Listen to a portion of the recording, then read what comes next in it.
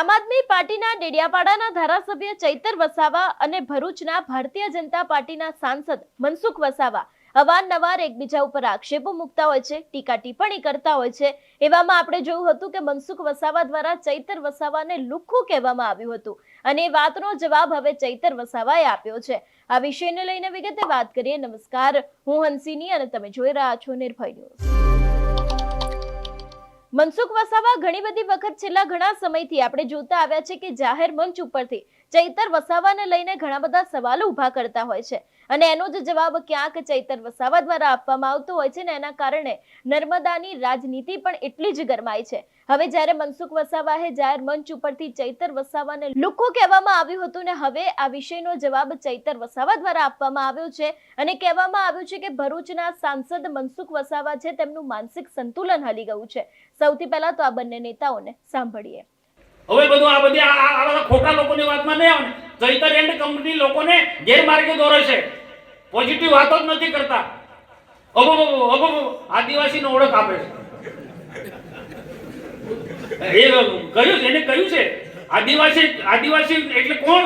આ આદિવાસી છે અને પાછા એક બેલા રાઠવા એક બેન છે, એ પાસે એ બી બેનોની સભા આ સંસ્કારો આપવાના છે। એટલે કોણ? હું નાની મોટી બધી સભામાં કહેવાનું બંધ કરી દે છે ને કાતો બોલતો બંધ કરી દઈશ, બધાય બોલવું પડે। એટલે કોને કઈ લુખ્ખો માણસ હોય તો કે ગામમાં હોય ને લુખ્ખો માણસ હોય, આપણા તાલુકાનો લુખ્ખો છે ધારાસભ્ય તો કે ને તો સીધી વાત છે ભાઈ, સીધી વાત છે। ગામમાં ડામીસ હોય, લુખ્ખો હોય, પીધેલ હોય, એક લાકડી લઈને ધારા લઈને આવો કરતો પડે તો એ લુખ્ખો છે।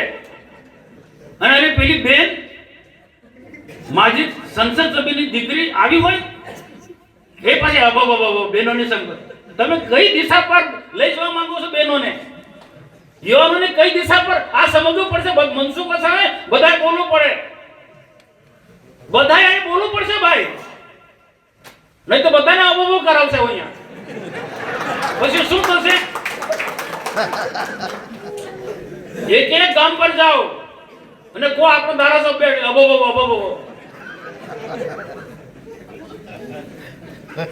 તો આ તો પોઝિટિવ નેતા કોને કહેવાય? સમાજને, યુવાનોને, બહેનોને યોગ્ય દિશા આપવાનું કામ કરે એ નેતા કહેવાય, એ આગેવાન કરાય। અબોબો કે એને નેતા કહેવાય? આવા લુખ્ખા લોકોને ઓળખો ભાઈ, એમની આખી ટીમ જ છે એવી। એક સાંસદ તરીકે જે એમણે ભાષા વાપરી છે તો આ એક ધારાસભ્ય તરીકે અમને ચૂંટનારી પ્રજાનો અપમાન છે। તમે સાંસદ તરીકે એક ગલીના ગુંડા અસામાજિક તત્વની જેમ ભાષા વાપરો એનો જવાબ આવનારી ચૂંટણીઓમાં લોકતાંત્રિકના ઢબે જનતા એમને આપી દેવાની છે। બીજી વાત રહી મનસુખભાઈની, મનસુખભાઈ ઘણા સમયથી બધાને ફરિયાદ કરે છે, પોતે માનસિક બીમાર છે અને પોતાની મગજ એવું સેટઅપ કરેલું છે કે એમને મીડિયામાં ચમકતા રહેવાનું છે અને એમની આખી સ્ક્રિપ્ટ લખનારા આરએસએસના લોકો છે।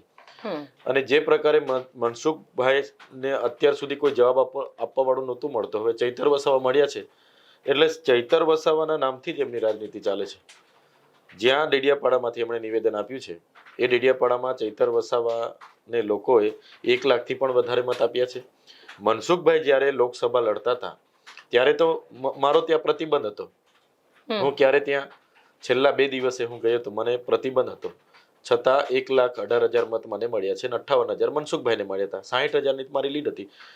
અને જે પ્રકારે મોદીજી હમણાં આવ્યા અને ત્યાં 12,000 થી 15,000 જ લોકો ભેગા થયેલા, એમાં પણ કર્મચારીઓ 5-7,000 હતા અને નેત્રંગમાં લાખો લોકો મારા નેતૃત્વમાં ભેગા થયા। હવે એમને પચે એવું નથી એટલે આવી નિવેદનબાજી કરે છે। તમે કહી રહ્યા છો કે મનસુખ વસાવા માનસિક રીતે બીમાર છે, એટલે તો આ એક નિવેદનો તો એમના જોઈ લો તમે। કુવામાંના દેડકા છે, જિગ્નેશ મેવાણી ચૈતર વસાવા ભસતા કૂતરા છે, ચૈતરભાઈ આ તાલુકાના લુખ્ખા છે।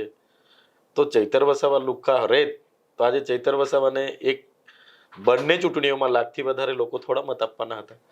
એ પણ મારી સામે જ ઉમેદવારી એમણે કરી હતી, એમને 58,000 મળ્યા હતા ને મને 1,18,000 લોકોએ મત આપ્યા હતા। એટલે હવે જે ડર એમનામાં બોખલાહટ છે, તો બોખલાહટ આ બતાવે છે એમની કઈ ભાષા, કયા શબ્દો એ બોખલાઈ ગયા છે. એમને ડર છે આવનારા દિવસોમાં ટ્રાઇબલ વિસ્તારમાં ભાજપનું ધોવાણ થવાનું છે, ભાજપની ખુરશીઓ જવાની છે. એટલે આરએસએસના લોકો જે સ્ક્રિપ્ટ લખી આપે એ પ્રમાણે એ બોલે છે. ને આપણે તો સ્પષ્ટ છે, મારી લડાઈ મનસુખભાઈના સાથે નથી. અમે તો નરેન્દ્રભાઈ મોદી સામે પણ અમે પ્રોગ્રામ કરીએ છીએ, દેશના મુખ્યમંત્રી ગૃહમંત્રી સામે પણ અમે લડીએ છીએ, અને વાત અમે પરફેક્ટ મૂકીએ છીએ, લોજિક મૂકીએ છીએ કે ભાઈ અમારી વાત તમે જોયું હશે, પોસ્ટ મેટ્રિક શિષ્યવૃત્તિ મનસુખભાઈ નથી કોઈ દિવસ નથી બોલતા, અમે તો અપાવી છે. છેલ્લા ઘણા સમયથી આદિવાસી વિસ્તારનું રાજકારણ ગરમાવું છે ને એવામાં હવે જ્યારે આમ આદમી પાર્ટીના નેતા અને ભારતીય જનતા પાર્ટીના નેતા અવારનવાર એકબીજા ઉપર ટીકા ટિપ્પણીઓ કરતા હોય છે ને એવામાં હવે ફરી એક વખત તે લોકો દ્વારા આવી જ રીતે જાહેર મંચ ઉપરથી ક્યાંક કહેવામાં આવ્યું છે. ચૈતર વસાવા દ્વારા જે નિર્ભય ન્યૂઝને ઇન્ટરવ્યુ આપવામાં આવ્યો હતો એમાં પણ કહેવામાં આવ્યું છે કે મનસુખ વસાવાના સાંસદ થઈને આવા શબ્દો તેમના પર શોભતા નથી. અત્યારે હાલ આદિવાસી વિસ્તારમાં ઘણા બધા એવા કામો બાકી છે કે જેના ઉપર મનસુખ વસાવાએ કામ કરવું જોઈએ, ન તો કે આમ આદમી પાર્ટીના નેતા ઉપર આવી ટીકા ટિપ્પણીઓ કરવી જોઈએ. તમારું શું માનવું છે આ વિષયને લઈને અમને કમેન્ટ કરીને ચોક્કસ જણાવજો. તેની સાથે અમારી ચેનલ નિર્ભય ન્યૂઝને લાઇક, શેર અને સબસ્ક્રાઇબ કરવાનું ભૂલશો નહીં. નમસ્કાર.